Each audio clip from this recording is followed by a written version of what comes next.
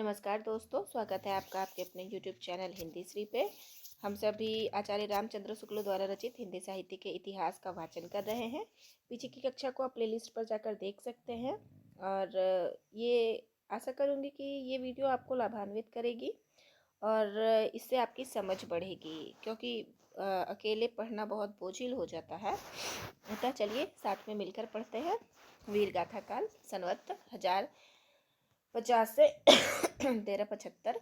वीर गाथा काल संवत 1050 1375 प्रकरण 3 देश भाषा काव्य। पहले कहा जा चुका है कि प्राकृत की रूढ़ियों से बहुत कुछ मुक्त भाषा के जो पुराने काव्य जैसे बिसलदेव रासो, पृथ्वीराज रासो आजकल मिलते हैं, वे संदिग्ध हैं। यहीं से याद रखिएगा कि बिसलदेव को भी रामचंद्र शुक्ल जी संदिग्ध मानते हैं और पृथ्वीराज का तो सबको पता ही है। इसी संदिग्ध सामग्री को लेकर थोड़ा बहुत विचार हो सकता है, उसी पर हमें संतोष करना पड़ता है। इतना अनुमान तो किया ही जा सकता है कि प्राकृत पढ़े हुए पंडित ही उस समय कविता नहीं करते थे। जनसाधारण की बोली में गीत दोहे आदि प्रचलित चले आते रहे होंगे, जिन्हें पंडित लोग गवारू समझते रहे होंगे। ऐसी कविताएं राजसभाओं तक भी पहुंच जाती रही होंगी। मतलब ये श्योर नहीं बता रहे, वो बोल रहे कि ऐसा हुआ होगा। राजा भोज जस मूसर चंद कहने वालों के सिवा देश भाषा में सुंदर भाव भरी कविता करने वाले भी अवश्य ही रहे होंगे। राजसभाओं में सुनाए जाने वाले नीति श्रृंगार आदि विषय प्रायः दोहों में कहे जाते थे। कौन? राजसभाओं में जो नीति श्रृंगार आदि के पद जो सुनाए जाते थे वो दोहों में कहे जाते थे। और वीर रस के पद्य छप्पई में, बहुत महत्वपूर्ण है। श्रृंगार आदि के पद जो है वो दोहों में और वीर रस जो है छप्पई में। तो जो वीर होते हैं वो छप छप करके अपना विजय प्राप्त करते हैं। ऐसे करके कोड करके आप याद कर लीजिए, और अगर आप उस स्थिति में है कि आप लिख सके तो आप अवश्य ही अपना हस्तलिखित नोट्स बनाइए। राजाश्रित कवि अपने राजाओं के शौर्य और पराक्रम और प्रताप का वर्णन अनूठी उक्तियों के साथ किया करते थे और अपनी वीरोल्लास भरी कविताओं से वीरों को उत्साहित किया करते थे। ऐसे राजाश्रित कवियों की रचनाओं में रक्षित रहने का अधिक सुविधा था। वे राजकीय पुस्तकालयों में भी रक्षित रहती थीं और भट्टचारण जीविका के विचार से उन्हें अपने उत्तराधिकारियों के पास भी छोड़ जाते थे। उत्तरोत्तर भट्ट चारणों की परंपरा में चलते रहने से उनमें फेरफार भी बहुत कुछ होता रहा। इसी रक्षित परंपरा की सामग्री हमारे हिंदी साहित्य के प्रारंभिक काल में मिलती है। यानी कि जो ये रक्षित हुआ वही परंपरा हमारे हिंदी साहित्य के प्रारंभिक काल में मिलती है। इसी से काल वीरगाथा काल कहा गया। भारत के इतिहास में यह वह समय था जबकि मुसलमानों के पहले उत्तर पश्चिम की ओर से लगातार होते रहते थे। मतलब क्या हो रहा था भारत के इतिहास में? यह वह समय था जब ये लिख रहे हैं शुक्ल जी, तब बोल रहे हैं कि जबकि मुसलमानों के हमले उत्तर पश्चिम की ओर से, याद रखिएगा उत्तर पश्चिम की ओर से। भारत के मैप में आप उत्तर पश्चिम ध्यान दे दीजिएगा कि किधर और है, तब आप नहीं भूलिएगा। इसके धक्के अधिकतर भारत के पश्चिमी प्रांत के निवासियों को सहने पड़ते थे, जहां हिंदुओं के बड़े बड़े राज्य प्रतिष्ठित थे। गुप्त साम्राज्य के ध्वस्त होने पर हर्षवर्धन, मृत्यु जिनका है संवत 704 के उपरांत, भारत का पश्चिमी भाग ही भारतीय सभ्यता और बल वैभव का केंद्र हो रहा था। कन्नौज, अजमेर, अनहल वाड़ा आदि बड़ी बड़ी राजधानियां उधर ही प्रतिष्ठित थी।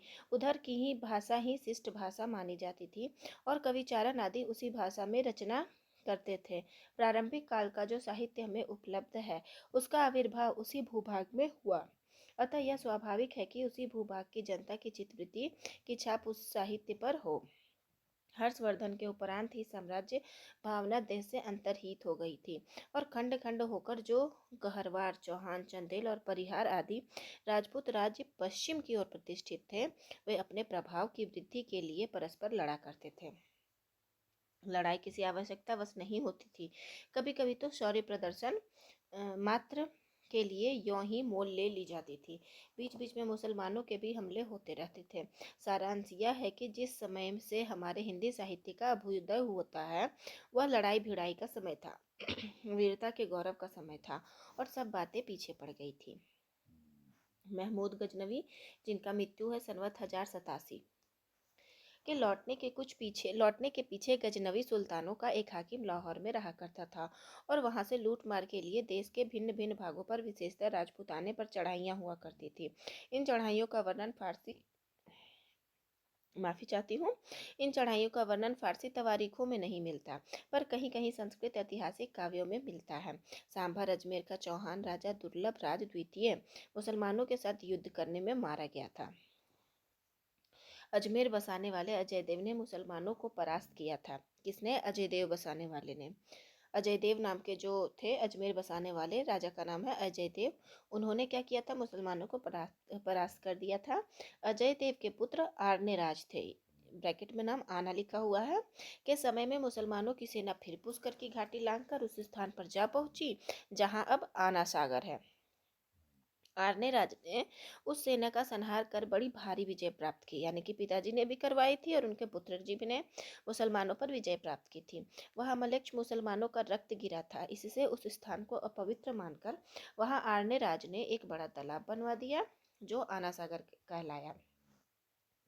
आना के पुत्र बिसलदेव विग्रह राज चतुर्थ के समय में वर्तमान किशनगढ़ राज्य तक मुसलमानों की सेना चढ़ आई, जिसे परास्त कर बिसलदेव आर्यावर्त से मुसलमानों को निकालने के लिए उत्तर की ओर बढ़ा। उसने दिल्ली और झांसी के प्रदेश अपने राज्य में मिलाए और आर्यावर्त के एक बड़े भूभाग से मुसलमानों को निकाल दिया।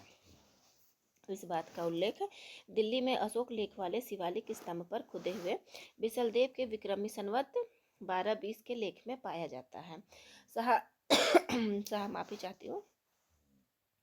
शहाबुद्दीन गौरी की पृथ्वीराज पर पहली चढ़ाई संवत 1247 के पहले भी गोरियों की सेना ने नाड़ौल पर धावा किया था, पर उसे हार कर लौटना पड़ा था।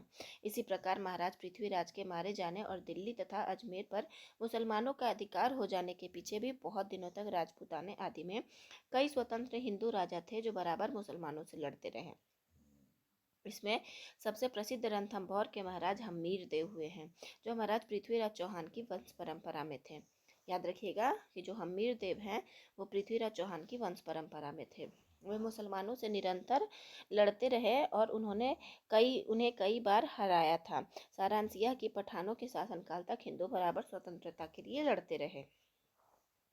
राजा भोज की सभा में खड़े होकर राजा की दानशीलता का लंबा चौड़ा वर्णन करके लाखों रुपए पाने वाले कवियों का समय बीत चुका था। यानी कि अब वो समय नहीं रहा था कि राजा की दानशीलता का लंबा चौड़ा वर्णन करके लाखों रुपए कमाएंगे कवि लोग।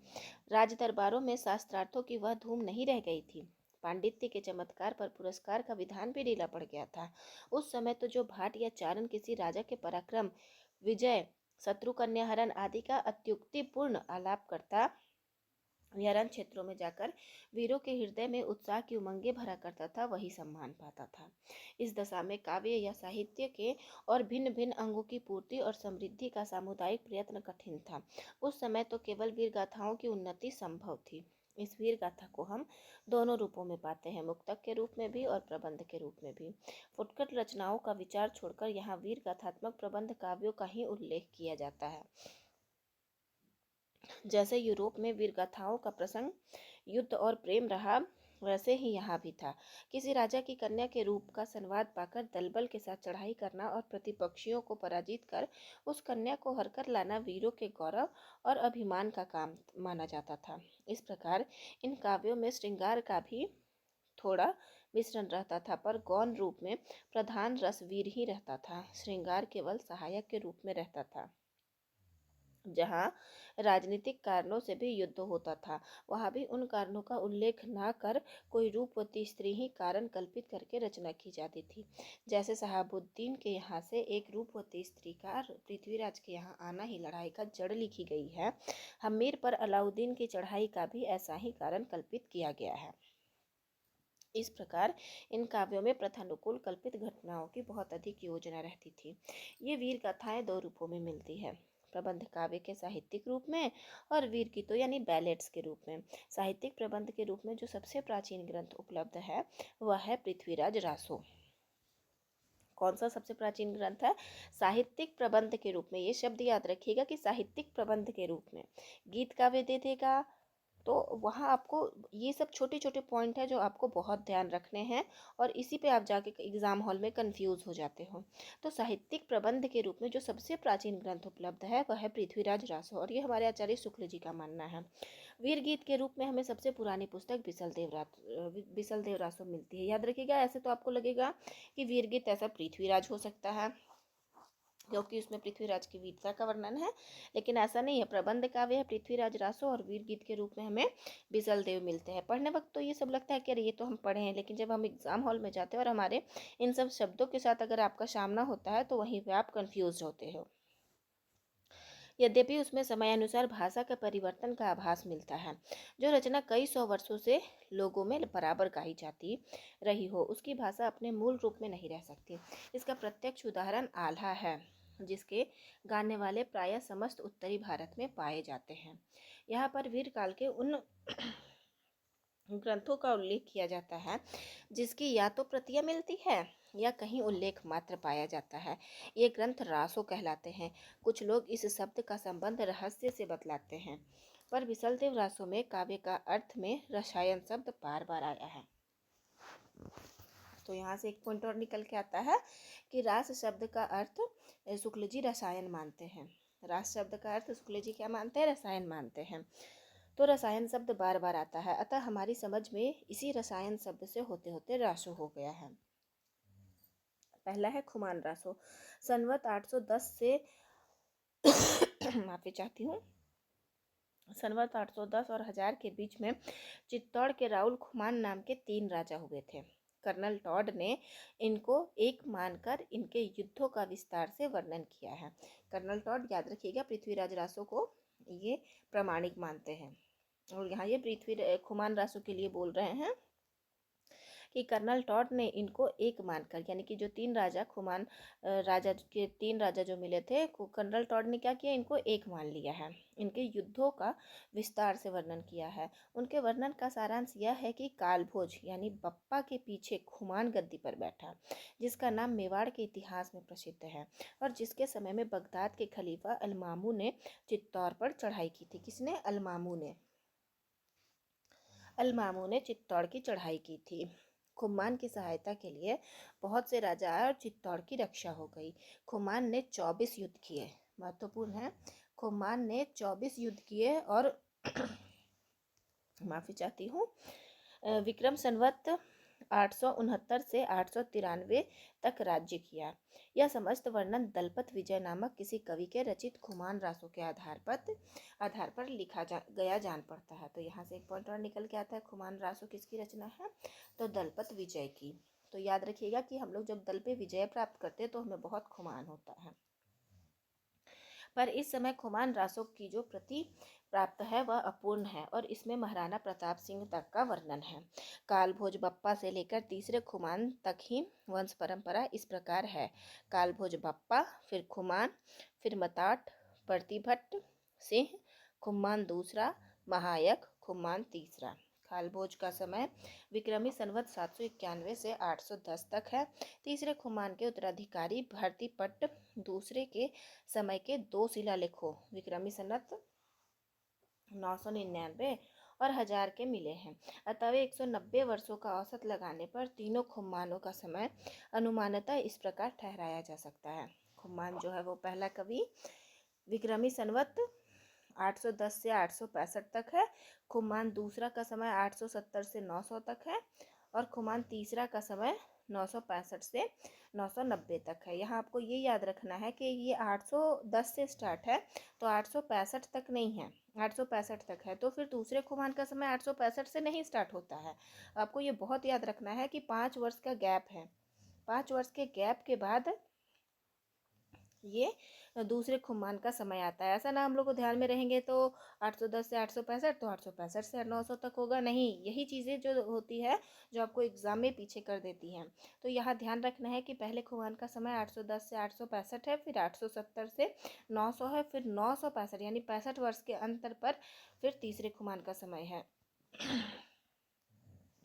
अब्बासियों वंश के अलमामू विक्रमी संवत 870 से 890 तक खलीफा रहा। इस वर्ष के पूर्व खलीफाओं के सेनापतियों ने सिंध देश की विजय कर ली थी और उधर से राजपूताने पर मुसलमानों की चढ़ाइयाँ होने लगी थी। अतएव यदि किसी खुमान से अलमामों की सेना से लड़ाई हुई होगी तो वह दूसरा खुमान रहा होगा और उसी के नाम पर खुमान रासों की रचना हुई होगी। यह नहीं कहा जा सकता कि इस समय जो खुमान रासों मिलता है उसमें कितना अंश पुराना है। उसमें महाराणा प्रताप सिंह तक का वर्णन मिलने से यह निश्चित रूप से कहा जा सकता है कि जिस रूप में यह ग्रंथ अब मिलता है वह उसे विक्रमी संवत की 17वीं शताब्दी में प्राप्त हुआ होगा। शिव सिंह सरोज के कथनानुसार एक अज्ञातनामा भाट ने खुमान रासो नामक काव्य ग्रंथ लिखा था जिसमें श्री रामचंद्र से लेकर खुमान तक के युद्धों का वर्णन था। यह नहीं कहा जा सकता कि दलपत विजय असली खुमान रासो के रचयिता था अथवा उसके पिछले परिशिष्ट का। दूसरा आते हैं बिसलदेव रासो। नरपति नाल कवि विग्रह राज चतुर्थ उपनाम। ये भी याद रखना है कि नरपति नाल का ही नाम है विग्रह राज चतुर्थ। उपनाम बिसलदेव का समकालीन था, कदाचित यह राजकवि था। इसने बिसलदेव रासो नामक एक छोटा सा 100 पृष्ठों का, बहुत महत्वपूर्ण 100 पृष्ठों का ग्रंथ लिखा जो वीर गीत के रूप में है। ग्रंथ में निर्माण काल यों दिया है 1272 मझारी। ये भी याद रखिएगा कि 1272 बिसलदेव के लिए है। 1272 मझारी जेठ बदी नमी बुधवारी। नाल रसायन आरंभ भई शारदा तुठी ब्रह्म कुमारी। 1272 का स्पष्ट अर्थ है 12 बहोत्तर शब्द बरहोत्रा द्वादशोत्तर का रूपांतरण है, अतः 12 से 72 का अर्थ द्वादशोत्तर 1200 है, अर्थात 12 होगा। गणना करने पर विक्रम संवत 12 में ज्येष्ठ बदी नवमी को बुधवार ही पड़ता है। कवि ने अपने रासों में सर्वत्र वर्तमान काल का ही प्रयोग किया है जिससे वह बिसलदेव का समकालीन जान पड़ता है। विग्रह राज चतुर्थ बिसलदेव का समय भी 1220 के आसपास है। उसके शिलालेख भी संवत 1210 और 1220 के प्राप्त हैं। बिसलदेव रासों में 4 खंड हैं। यह काव्य लगभग 2000 चरणों में समाप्त हुआ है। ये महत्वपूर्ण है। पृष्ठ 100 ही हैं लेकिन चरण जो है वो 2000 हैं। ये बहुत महत्वपूर्ण है और आपको याद रखना है कि पृष्ठ इसमें 100 है और चरण इसमें 2000 हैं और खंड कितने हैं? 4 हैं। इसकी कथा का सार यो है और आपको यह याद रखना है कि पहले खंड में क्या है, दूसरे में क्या है, तीसरे में क्या है, चौथे में क्या है। हो सकता है क्रम से लगाने आए या खंडों का मिलान करने आए। तो पहले में है मालव के भोज परमार की पुत्री राजमती से सांभर के बिसलदेव का विवाह होना।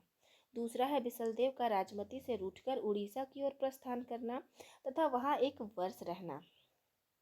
दूसरे में कहा जाती है उड़ीसा चले जाते हैं उनके राजमती के पति जो होते हैं बिसलदेव और वहाँ एक वर्ष रहते हैं। तीसरे में राजमती का विरह वर्णन और बिसलदेव का उड़ीसा से लौटना। और चौथे में है भोज का अपनी पुत्री को अपने घर लिवा ले जाना और बिसलदेव के वहाँ जाकर राजमती का फिर चित्तौड़ लाना। दिए हुए संवत के विचार से कवि अपने नायक का समसामयिक जान पड़ता है, पर वर्णित घटनाएं विचार करने पर बिसलदेव के बहुत पीछे की लिखी जान पड़ती हैं, जबकि उनके संबंध में कल्पना की गुंजाइश हुई होगी। यह घटनात्मक काव्य नहीं है, वर्णनात्मक है। बहुत महत्वपूर्ण है। बिसलदेव जो है वो घटनात्मक नहीं है, वर्णनात्मक है, क्योंकि घटना उसमें इतना ही है कि उसका विवाह होता है, उसके पति रूठ कर उड़ीसा चले जाते हैं और फिर वापस आते हैं और उनका वो फिर अपने घर चली जाती है। तो घटना नहीं है इसमें ज़्यादा, लेकिन उसका वर्णन बहुत ज़्यादा है। इसमें 2 ही घटनाएं हैं, बिसलदेव का विवाह और उड़ीसा जाना। इनमें से पहली बात तो कल्पना प्रसूत प्रतीत होती है। बिसलदेव के 100 वर्ष पहले ही धार के प्रसिद्ध परमार राजा भोज का देहांत हो चुका था, अतः उनकी कन्या के साथ बिसलदेव का विवाह किसी पीछे के कवि की कल्पना ही प्रतीत होती है। उस समय मालवा के भोज नाम का कोई राजा नहीं था। बिसलदेव की एक परमार वंश की रानी थी।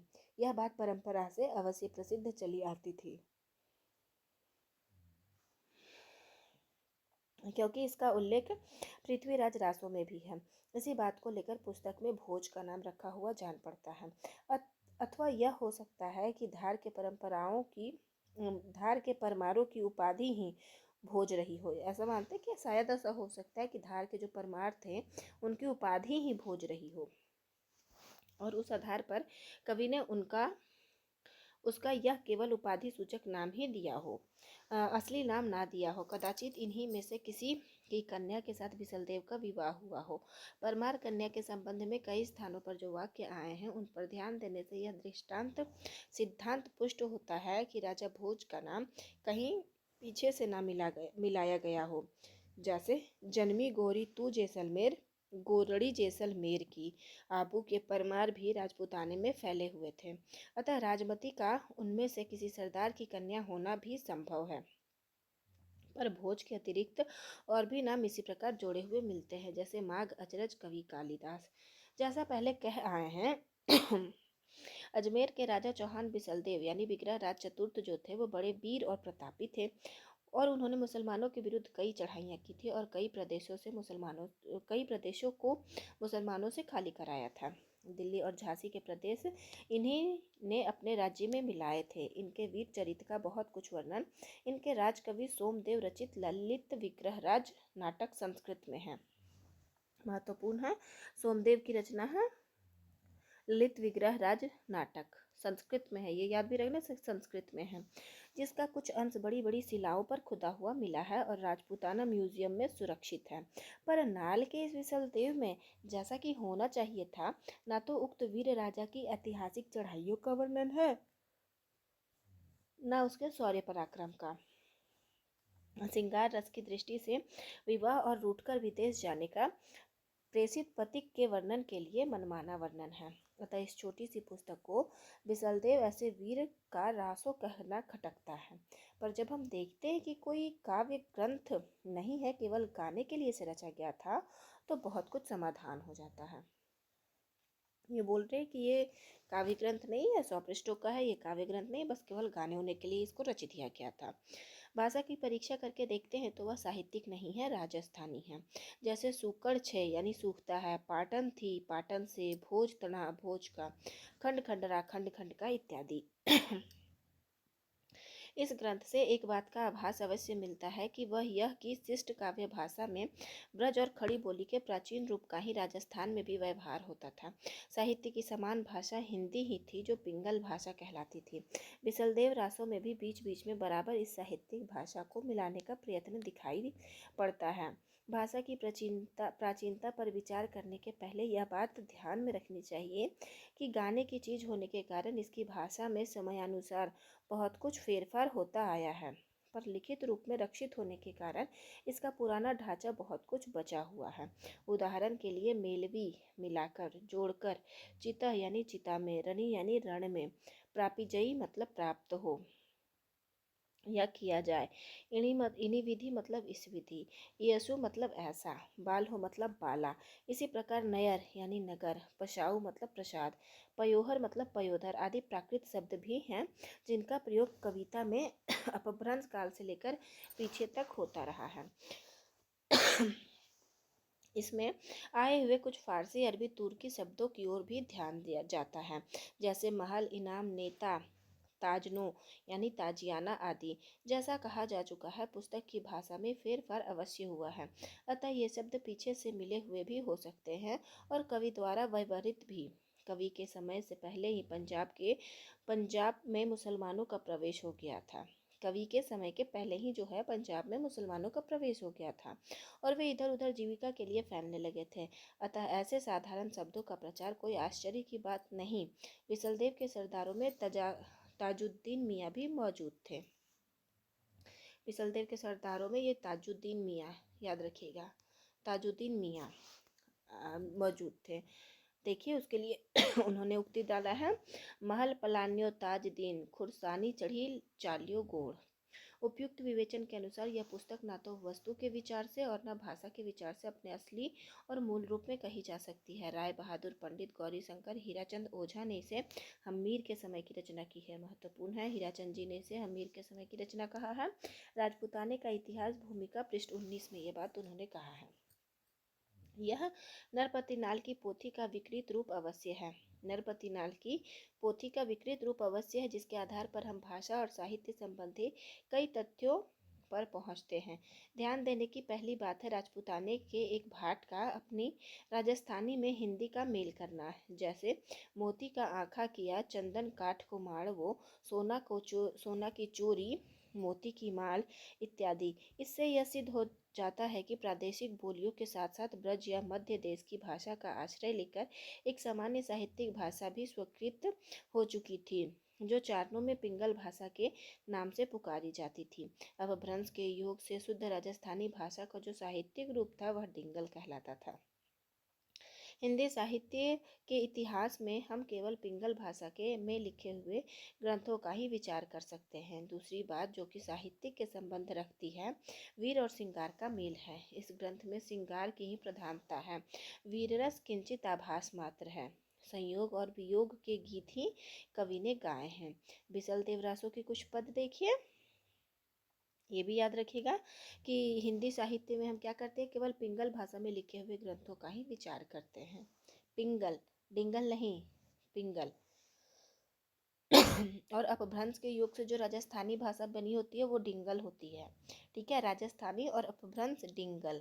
और हिंदी साहित्य का इतिहास हम पिंगल भाषा में करते हैं, विचार करते हैं। अब देखिए बिसलदेव रासो के कुछ पद देखिए। परनवा चाल्यो बिसल राय, चौरास्या सहु लिया बोलाय, जान तनी साजती करऊ, जिरह रंगावली, पहरज्यो टोप, हुअहूँ पैसारऊ बिसल राव, आई सयल अंतरवेरी राव, रूप अपूरब पेशियई, इसी स्त्री नहीं संयल संसार, अतिरंग गोस्वामी सु मिली राती, बेटी राजा भोज की, गर्भ करी उभो छई संभारियो राव, मो सरीखा नहीं उरु भुआल, महाघरी सांभर उग कही चहु दिसी थाने जैसलमेर, गर्बी न बोलो हो सांभरियो राव, तो सरीखा घड़ा हो और भुआल, एक उड़ीसा को धानी, बचन हमारी तू मानी जूझ मानी, जू थारई सांभर उग गही, राजा उनी घरी उग गही हीरा खान, कुंवरी कहई सुनी संभराया राव, काई स्वामी तू उल गई जाड़, कहेऊ हमारऊ जई सुनऊ, थारई छई साठी अंतवेरी नारी, कड़वा बोल न बोलिस नारी, तुमो मोलहसी चित्त बिसारी, जीभ न जीभ विगोयनो, दबका दाधा कुपली में लड़े, जीभ का दाधा न नु पंगुरई, नाल कही सुनिजई सब कोई, आव्यो राजा मास बसंत गढ़ मही गूढ़ी उछली, जई धान मिलती अंग संभार, मान भंग हो तो बाल हो, इन्हीं परी रहता राज दुआरी। ये बिसल देवरासो की कुछ पंक्तियाँ थी। अब हम बहुत महत्वपूर्ण चंद बरदाई जी पृथ्वीराज रासो जी के बारे में पढ़ेंगे। अतः देखिए, संवत 1225 से लेकर 1249 ये हिंदी के प्रथम महाकवि माने जाते हैं। पहला ही लाइन बहुत महत्वपूर्ण, और इनका पृथ्वीराज रासो हिंदी का प्रथम महाकाव्य। चंद दिल्ली के अंतिम हिंदू सम्राट महाराजा पृथ्वीराज। ये देखिए, दिल्ली के अंतिम हिंदू सम्राट कौन है? महाराज पृथ्वीराज के सामंत और राजकवि प्रसिद्ध हैं। इससे इनके नाम में भावुक हिंदुओं के लिए एक विशेष प्रकार का आकर्षण है। रासो के अनुसार ये भट्ट जाति के जगात नामक गोत्र के थे। तो उनका चंद का क्या था? जगात नामक गोत्र के थे। इनके पूर्वजों की भूमि पंजाब थी, जहां लाहौर में इनका जन्म हुआ था। इनका और महाराज पृथ्वीराज का जन्म एक ही दिन हुआ था और दोनों ने एक ही दिन यह संसार भी छोड़ा था। यह महाराज पृथ्वीराज के राजकवि ही नहीं, उनके सखा और सामंत भी थे तथा षड्भाषा, व्याकरण, काव्य, साहित्य, छंद शास्त्र, ज्योतिष, पुराण, नाटक आदि अनेक विद्याओं में पारंगत थे। इन्हें जालंधरी देवी का इष्ट था, जिसकी कृपा से ये भी प्रश्न बना हुआ है कि ये चंद्रबरदाई को कौन सी देवी का इष्ट प्राप्त था, जिसकी कृपा से ये अदृष्ट काव्य भी कर सकते थे। इनका जीवन पृथ्वीराज के जीवन के साथ ऐसा मिला जुला था कि अलग नहीं किया जा सकता। युद्ध में, आखेट में, सभा में, यात्रा में सदा महाराज के साथ रहते थे। जहाँ जो बातें होती थी सब में सम्मिलित रहते थे। पृथ्वीराज रासो 2500 पृष्ठों का बहुत बड़ा ग्रंथ है, जिसमें 69 सर्ग या अध्याय हैं। समय भी याद रखिएगा, सर्ग भी याद रखिएगा और ये अध्याय भी याद रखिएगा। हालांकि पुस्तक में ये समय के रूप में दिया गया है। प्राचीन समय में प्रचलित प्रायः सभी छंदों का व्यवहार हुआ है। मुख्य छंद है कवित्त, छप्पय, दूहा, तोमर, तुटक, गाहा और आर्या। जैसे कादम्बरी के संबंध में प्रसिद्ध है कि उसका पिछला भाग बाण के पुत्र ने पूरा किया था। किसका? कादम्बरी का कौन जो पूरा भाग है उसके पुत्र जो हैं वो बाण के द्वारा पूरा हुआ है। वैसे ही रासों के पिछले भाग का भी चंद के पुत्र जलहन द्वारा पूर्ण किया जाना कहा जाता है। रासों के अनुसार जब शहाबुद्दीन गौरी पृथ्वीराज को कैद करके गजनी ले गया तब कुछ दिनों पीछे चंद भी वहीं गए। जाते समय कवि ने अपने पुत्र जलहन के हाथ में रासों की पुस्तक देकर उसे पूर्ण करने का संकेत किया। जलहन के हाथ में रासों को सौंपे जाने और उसके पूरा किए जाने का उल्लेख रासों में है। क्या है? पंक्ति: पुस्तक जलहन हथ दय चली गज्जन निरकाज, रघुनाथ चरित हनुमत कृत भूप भोज उद्धीर्य जिमि, पृथ्वीराजसु जस कवि चंद कीर्त चंद नंद उद्धीर्य तिमि। पृथ्वीराज रासों में आबू के यज्ञ कुंड से 4 क्षत्रिय कुलों की उत्पत्ति या चौहान के अजमेर में राजस्थापन से लेकर पृथ्वीराज के पकड़े जाने तक का सविस्तार वर्णन है। इस ग्रंथ के अनुसार पृथ्वीराज अजमेर के चौहान राजा सोमेश्वर के पुत्र और आर्नेराज के पौत्र थे। पृथ्वीराज कौन थे? वही सोमेश्वर के पुत्र और आर्नेराज जो आरना सागर तालाब बनवाए थे उनके पौत्र थे। सोमेश्वर का विवाह दिल्ली के तुंवर यानी तोमर राजा अनंगपाल की कन्या से हुआ था। किसका? सोमेश्वर का। जो यहाँ सोमेश्वर के पुत्र पृथ्वीराज को बताया गया है, तो यानी कि पृथ्वीराज की माता कहाँ हुई? अनंगपाल की कन्या हुई। अनंगपाल की 2 कन्याएं थी, सुंदरी और कमला। सुंदरी का विवाह कन्नौज के राजा विजयपाल के साथ हुआ। यानी सुंदर कौन है? विजय है। जो सुंदर विजय प्राप्त कर लेंगे आप अपने अपने सोच पर, अपनी ये पर, तो आप बहुत सुंदर हो जाएंगे। तो विजयपाल के साथ हुआ और इस संयोग से जयचंद राठौड़ की उत्पत्ति हुई। दूसरी कन्या कमला का विवाह अजमेर के चौहान सोमेश्वर के साथ हुआ, जिनके पुत्र पृथ्वीराज हुए। अनंगपाल ने अपनी नाती पृथ्वीराज को गोद लिया और जिससे अजमेर और दिल्ली का राज एक हो गया। जयचंद को यह बात अच्छी ना लगी। उसने एक दिन राजसूय यज्ञ करके सब राजाओं को यज्ञ के भिन्न भिन्न कार्य करने के लिए निमंत्रित किया और इस यज्ञ के साथ ही अपनी कन्या संयोगिता का स्वयंवर रचा। राजसू यज्ञ में सब राजा आए पर पृथ्वीराज नहीं आए। इस पर जयचंद ने चिढ़कर पृथ्वीराज की एक स्वर्ण मूर्ति द्वारपाल के रूप में द्वार पर रखवा दी। संयोगिता का अनुराग पहले से ही पृथ्वीराज पर था, अतः जब वह जयमाल लेकर रंगभूमि में आई तब उसने पृथ्वीराज की मूर्ति को ही माला पहना दी।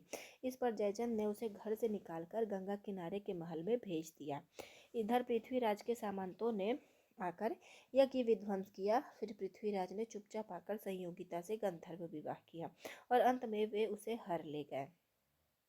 रास्ते में जयचंद की सेना से बहुत युद्ध हुआ पर संयोगिता को लेकर पृथ्वीराज कुशलतापूर्वक दिल्ली पहुंच गए। वहां भोग विलास में ही उनका समय बीतने लगा। राज्य की रक्षा का ध्यान न रह गया।